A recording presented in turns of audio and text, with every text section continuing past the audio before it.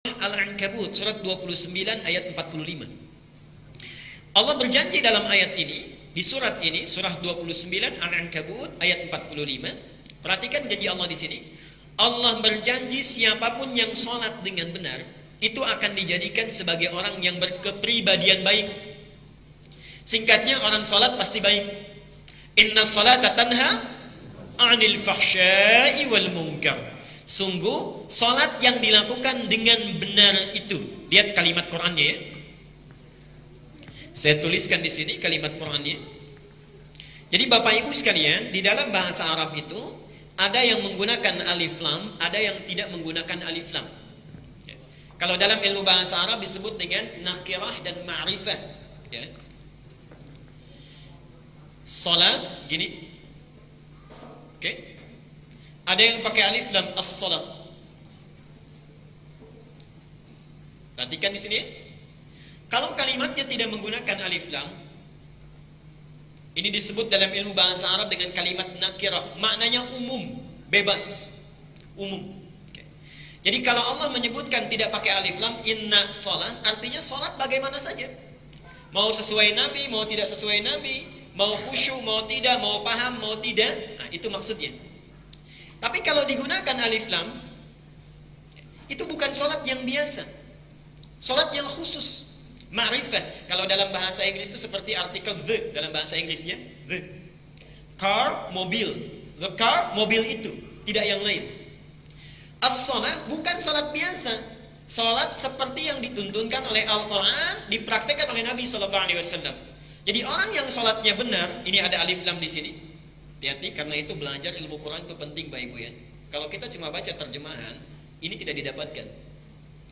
Bukan sholat biasa. Sholat yang benar, dipelajari ilmunya dengan baik, itu pasti akan menjadikan satu orang ini pasti jadi orang baik. Sumber kejelekan yang menjadikan seseorang menjadi buruk perilakunya itu cuma dua. Tidak ada yang lain. Yang satu disebut dengan fahsya. Yang kedua disebut dengan mungkar. Tidak ada yang lain kecuali dua ini. Fahsya adalah keburukan yang ditolak oleh nurani, ya, ditolak oleh nurani kita. Bentuknya bisa banyak, umumnya kepada sesuatu yang kotor. Gosip itu fahsya, gibah itu fahsya, pornografi itu fahsya, porno aksi itu fahsya, ya. Membicarakan hal-hal yang buruk itu fahsya. Maaf, selama ini ribuan kali kita sholat, berapa kali seringnya dengar gosip?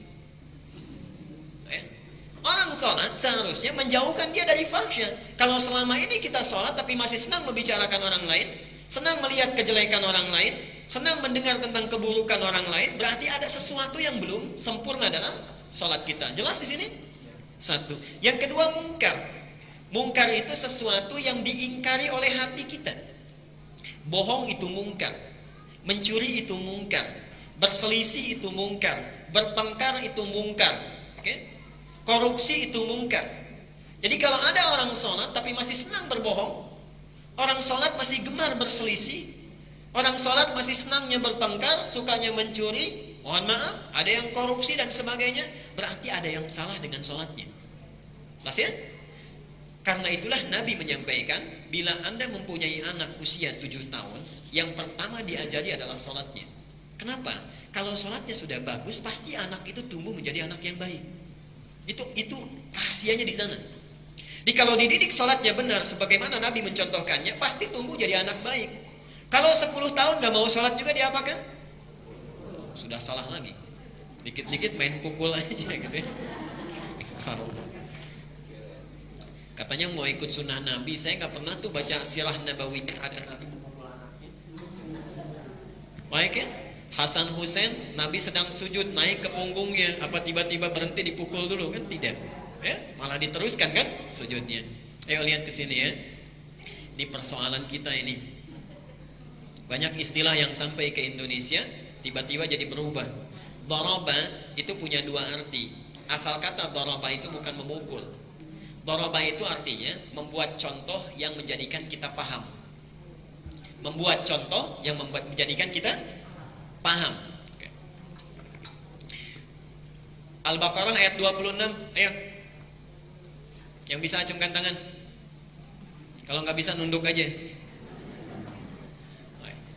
Tadi sudah sampai 64. Innallaha la yastahyi ay yadriba mathalan ma ba'udatan fama fawqaha daraba yadrib.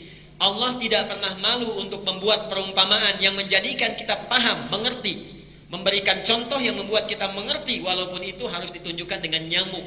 Jadi doroba itu tidak harus memukul, asalnya memberikan pengertian contoh sehingga kita bisa paham. Jelas ya? Baik.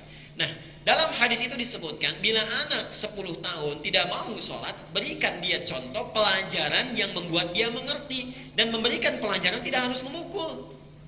Tidak harus memukul, kurangi uang jajannya, simpan makanan kesukaannya, di training di kamar mandi 5 menit, bisa. Tidak harus dengan memukul, sehingga dia mengerti kenapa saya tidak boleh menunaikan sholat tidak sesuai dengan contoh atau meninggalkan sholat sama sekali. Jelas sampai di sini? Baik. Kalau tabiat orang Arab, memang di Arab itu sampai sekarang kebiasaannya kalau ingin memberi contoh itu ringan tangannya. Tangannya ringan, karena mereka hidup di medan yang berat, pindah-pindah, ada Sahara dan sebagainya. Jadi kalau anak rewel sedikit saja, tidak tanya-tanya, tak gitu ya, ikut lagi dan sebagainya. Jelas sampai sini?